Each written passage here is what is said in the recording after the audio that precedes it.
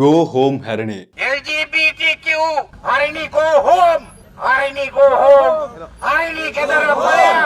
ஹரணி அமர் சூரிய இனிமேல் கல்வி அமைச்சர் பதவியில இருக்கக்கூடாது. கல்வி அமைச்சர் பதவி மட்டுமில்ல, பிரதமர் பதவியிலையும் இருக்கக்கூடாது. உடனடியா இந்த 2 பதவிகளையும் ராஜினாமா செய்யணும் என்று சொல்லி ஒரு கடுமையான அழுத்தம் இப்ப இலங்கையினுடைய பிரதமர் மற்றும் கல்வி அமைச்சராக இருக்கிற ஹரணி அமர் சூரியவுக்கு கொடுக்கப்பட ஆரம்பிச்சிருக்குது. அது எதிர்கட்சிகளால் மட்டுமில்ல, சில தேரர்கள், அதே மாதிரி இன்றைய நாள்ல கொழும்புல ஒரு அகிம்சை வழி போராட்டமே நடந்திருக்குது கோ ஹோம் ஹரணி என்ற பேர்ல. ஸோ ஒட்டுமொத்தத்தில் இலங்கையினுடைய கல்வி அமைச்சர் மற்றும் பிரதமராக இருக்கிற ஹரணி அமர் சூரியவுக்கு அவர்களினுடைய பக்கத்தில் நடந்த ஒரு தவறால இப்ப அழுத்தங்கள் கொடுக்கப்பட ஆரம்பிச்சிருக்குது. உண்மையிலேயே பிரதமர் பதவி விலகுவாரா, கல்வி அமைச்சர் பதவியில இருந்தோ இல்லாட்டி பிரதமர் பதவியில இருந்தோ விலகுவாரா? அதே நேரத்துல அவர்களினுடைய பக்கத்துல சொல்லக்கூடிய விடயங்கள் என்ன?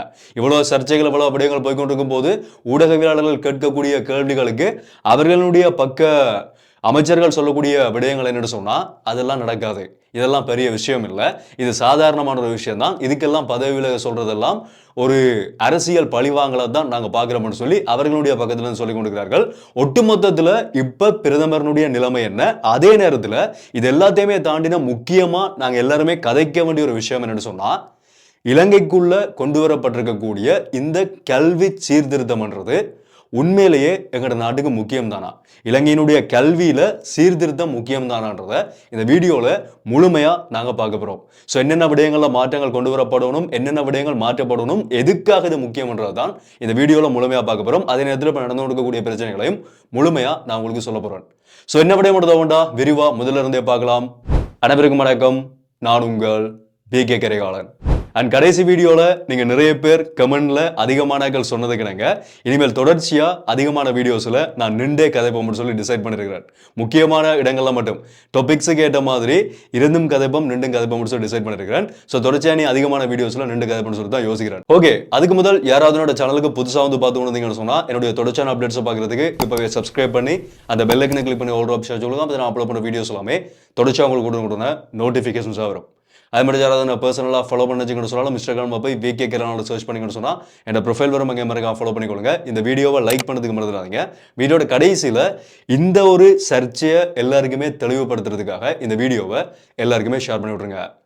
ஓகே, முதல் விஷயம் என்னன்னு சொன்னா, இந்த பிரச்சனை உருவாகிறதுக்கான ஆரம்ப புள்ளி இலங்கைக்குள்ள புதிய கல்வி சீர்திருத்தங்கள் ஏற்படுத்தப்பட்டு இந்த 2026ஆம் ஆண்டுல அது அத்தனையுமே இலங்கையினுடைய கல்வி முறைமையில நடைமுறைப்படுத்தப்படுறதுக்காக இந்த புதிய அரசாங்கம் ஒரு புதிய சீர்திருத்தத்தை கொண்டு வந்திருந்தார்கள். பாடசாலை நடக்கிற நேரங்களை அதிகரிக்கிறது, மாணவர்களினுடைய செயல்பாடுகள்ல முக்கியமான மாற்றங்களை கொண்டு வரது, பாடத்திட்டங்கள்ல மாற்றங்களை கொண்டு வரது, ஆசிரியர்களுடைய கற்பித்தல் முறைமைகள்ல மாற்றத்தை கொண்டு வரது, இந்த மாதிரியான முக்கியமான மாற்றங்களை எல்லாம் புதிய கல்வி சீர்திருத்தம் என்ற பேர்ல இந்த புதிய அரசாங்கம் இந்த வருஷம் நடைமுறைப்படுத்துறதுக்கு ஆயத்தமா வைத்திருந்தார்கள்.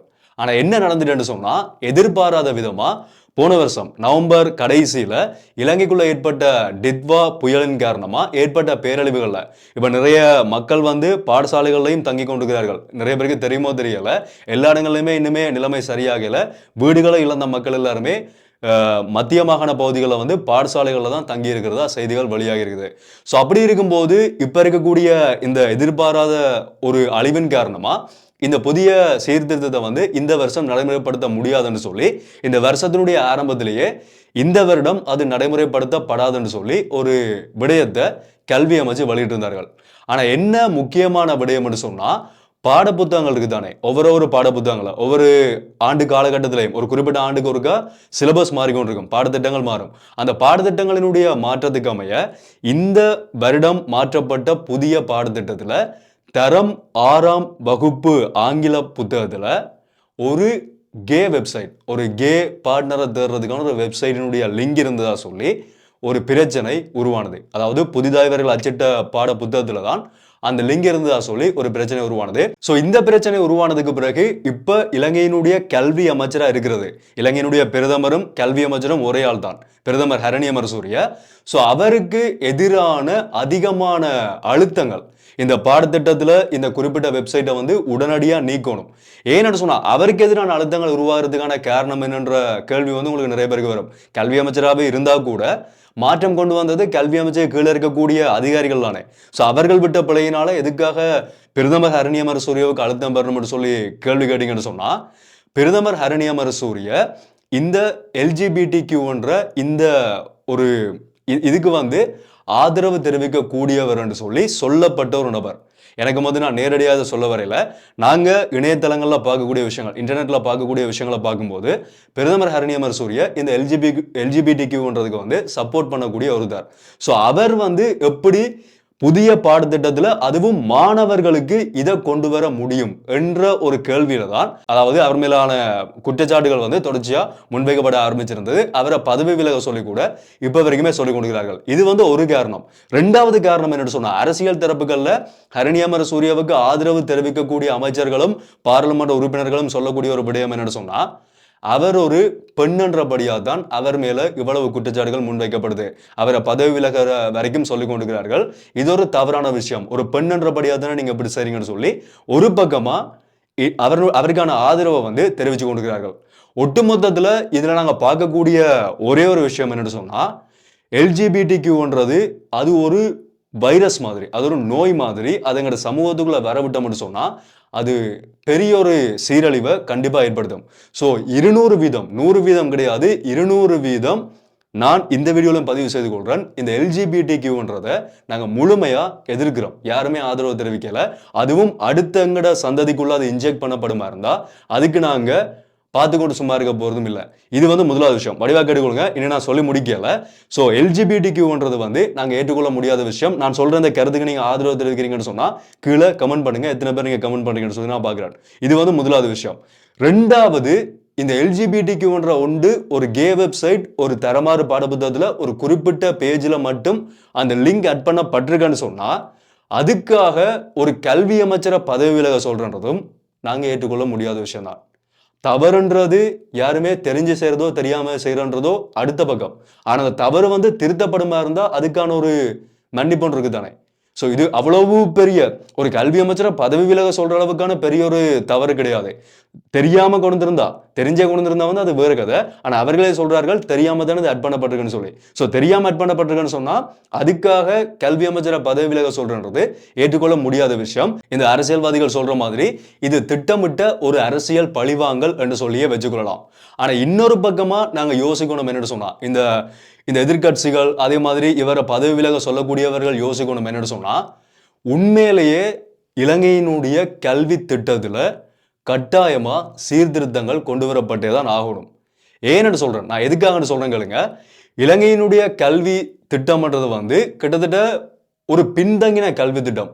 உலகத்தோடு நாங்கள் ஒப்பிடும்போது, உலகமே போதவில்லை, நாங்கள் பக்கத்தில் இருக்கிற இந்தியாவோட ஒப்பிடும்போது இந்தியாவினுடைய கல்வி திட்டங்கள் கூட புதிய தொழில்நுட்பங்களையும் புதிய புதிய உலகத்தினுடைய போக்குகளையும் உள்வாங்கி கொண்டுதான் ஓரளவுக்கு அவர்கள் மாணவர்களுக்கான கல்வியை வழங்கி கொண்டிருக்கிறார்கள். ஆனால் இன்னுமே நாங்கள் சரியான பின்னடைவு தான் நின்று கொண்டிருக்கிறோம். எங்களோட போட்காஸ்ட்ல கூட நான் கழிச்சிருப்பேன், கோவிந்திரனோட கழிச்சிருப்பேன், அதே மாதிரி கருணா அவருடைய வந்து கழிச்சிருப்பேன். ஸோ நிறைய இடங்கள்ல கட்டாயமாக மாற்றம் கொண்டு வரப்படணும். இன்னுமே நாங்கள் ஒரு குட்டி ஒரு வட்டத்தை போட்டு கொண்டிருக்கிறோம். இந்த சொல்வார்களானே குண்டு சட்டிக்குள்ள குதிரை ஓட்டுறன்னு சொல்லி ஒரு சின்ன ஒரு வட்டத்தை போட்டுக்கொண்டு இதுதான் உலகம் என்று காட்டக்கூடிய ஒரு கல்வி திட்டத்துக்குள்ளதான் இலங்கையினுடைய கல்வி திட்டம் இருக்குன்றதான் ஒரு வெளிப்படையான உண்மை. பணம்னு சொன்னா என்னன்னு தெரியாது, தொழில்நுட்பம் சொன்னா என்னன்னு தெரியாது, ஏஐல உலகம் எங்கேயோ போய் கொண்டிருக்குது. ஆனா இன்னுமே நாங்க ஒரு குறிப்பிட்ட ஒரு பகுதியை மட்டும் படிச்சு கொண்டிருக்கிறோம். பழங்கால வரலாறுகள்ல நாங்க எல்லா வரலாறுகளையுமே படிக்கணும்ன்ற அவசியம் இல்லை. எங்களுக்கு என்ன தேவை, தமிழ்னு சொன்னா தமிழ் மொழி எப்பேற்பட்ட மொழி, எவ்வளவு பழமையான மொழி, எங்களுக்கு அவ்வளவு முக்கியம், அவ்வளவுதான். அதை தாண்டி ஒரு சிற்றரசர்ன்ற பேரை வரைக்கும் நாங்க ஞாபகம் வச்சு கொள்ள வேண்டிய அவசியம் இல்லை தானே. அது வந்து வெளியில வந்து ஒவ்வொருத்தருக்கும் ஒவ்வொரு துறைகள் இருக்கும். எனக்கு ஊடகத்துறைன்னு சொன்னா இன்னொருத்தர் வெளியில வரும்போது அவருக்கு ஒரு வரலாற்று பேராசிரியரா வரணும்னு சொல்லி ஆசை இருந்தா அவர் போய் அதை படிக்கிறதுல நியாயம் இருக்குது. ஆனா எதிர்காலத்துல டாக்டராவோ இன்ஜினியராவோ ஒரு ஏஐ ரிசர்ச் பண்ற ஒருத்தனாவோ வரப்போற ஒருத்தனுக்கு போய் வரலாறு படின்னு சொன்னா அதுல எந்த ஒரு பயனுமே இல்லை தானே.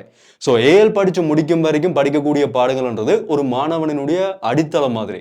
அது சரியா போடப்பட்டாதான் வெளி உலகம் என்னன்றது வெளியில வரும்போது தெரியும். ஆனா இப்ப எங்கட நாட்டுக்குள்ள எப்படி இருக்குன்னு சொன்னா கண்ணை கட்டி காட்டுல விட்ட மாதிரி வெளியில போயிட்டு நீ ஏஎல்ல பயோ படிக்கிறியா, மட்ஸ் படிக்கிறியா, கொமர்ஸ், ஆர்ட்ஸ், டெக்னாலஜி என்ன படிச்சாலும் நீ ஏஎல்ல 3 பாடம் தான் பாஸ் பண்ணிருக்கிறேன்னு சொன்னா அடுத்த கட்டம் என்ன செய்ய போறோன்றது சத்தியமா நிறைய பேருக்கு தெரியாது. நீங்க உங்களோட வீடுகளிலேயே யோசிச்சு பாருங்க, எத்தனை பேர் ஏஎல் முடிச்சதுக்கு பிறகு சரியான ஒரு வழியை தேர்ந்தெடுக்கிறதுக்கு எவ்வளவு கஷ்டப்படுறார்கள்ன்றத.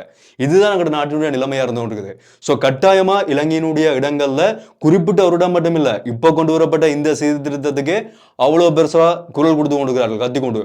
ஆஹா, எங்கட சமயத்தை நீங்க நீக்கிட்டீங்க, எங்கட புத்த சமயத்தை அங்க கொண்டு போயிட்டீங்க, அதை இங்க கொண்டு போயிட்டீங்க, இந்த வரலாறுல நீக்கிட்டீங்கன்னு சொல்லி. இது இல்ல, ஒட்டுமொத்தமாவே நீக்க வேண்டிய சம்பவங்களே இன்னும் நிறைய இருக்குது. ஒரு குறிப்பிட்ட அளவு தான் நடந்திருக்குது.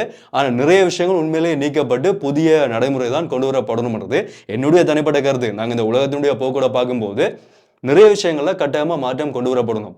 நாங்க தேர்ந்தெடுக்கக்கூடிய எங்களுக்கான ஒரு பக்குவம் ஒன்று இருக்குது தானே. ஒரு 18 வயசுக்கு பிறகுதான் ஒருத்தனுக்கு சரியான பக்குவம் வரும்ன்றது இந்த உலகத்தினுடைய ஒரு தியரி மாதிரி இருக்குது.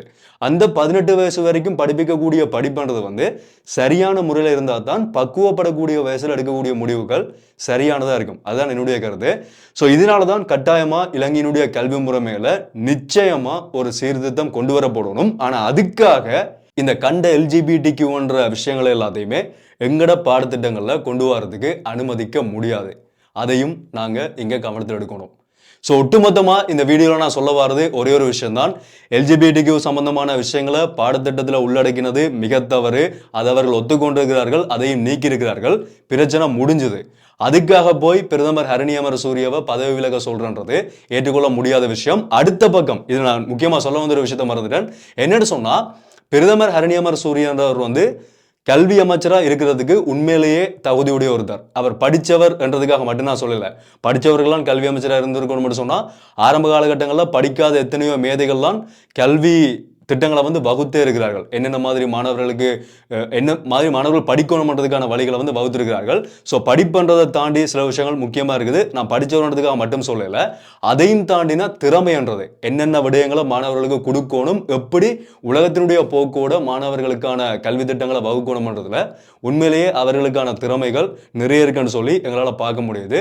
ஸோ அவரை பதவி விலக சொல்றது உண்மையிலேயே எதிர்கொள்ள முடியாத ஒரு விஷயம். இந்த ஒட்டுமொத்த சர்ச்சைகளுக்கும் இப்ப ஹரணி அமரசூரிய அவருடைய பக்கத்துல இருந்து என்பிபி கட்சி பக்கத்தில் இருக்கக்கூடிய அமைச்சர்கள், இப்ப ஆளுங்கட்சியினுடைய அமைச்சர்கள் சொல்லக்கூடிய கருத்து என்னன்னு சொன்னா, இதை பெரிய விஷயமாக்காதீங்க, இது ஒரு பெரிய விஷயமே கிடையாது, அவர் பதவி விலகிறதுக்கான வாய்ப்பே கிடையாதுன்னு சொல்லி தான் சொல்லிக் கொண்டிருக்கிறார்கள். ஸோ பொறுத்திருந்து பார்க்கலாம் என்ன நடக்குதுன்றத.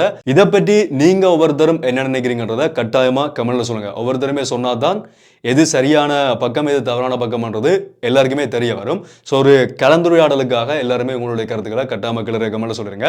இந்த விஷயத்தை நான் உங்களோட ஷாப்பிங் கொண்டு வச்சிருந்தேன்னா தொடர்ச்சி அப்டேட்ஸ் பார்க்கறதுக்கு இப்போ சப்ஸ்கிரைப் பண்ணிருப்பீங்க நினைக்கிறேன். அப்படி சப்ஸ்கிரைப் பண்ணலன்னு சொன்னா சப்ஸ்கிரைப் பண்ணி இந்த பெல் ஐகானை கிளிக் பண்ணி ஆல் ஆப்ஷன் வச்சுக்கோங்க. அப்போ நான் அப்லோட் பண்ண வீடியோஸ் எல்லாமே தொடர்ச்சி உங்களுக்கு கொடுங்க, நோட்டிஃபிகேஷன்ஸாக வரும். ஸோ இன்னொரு வீடியோவில் மீண்டும் உங்களை சந்திக்கிறேன். மீண்டும் ஒரு வீடியோவில் சந்திப்போம். நன்றி.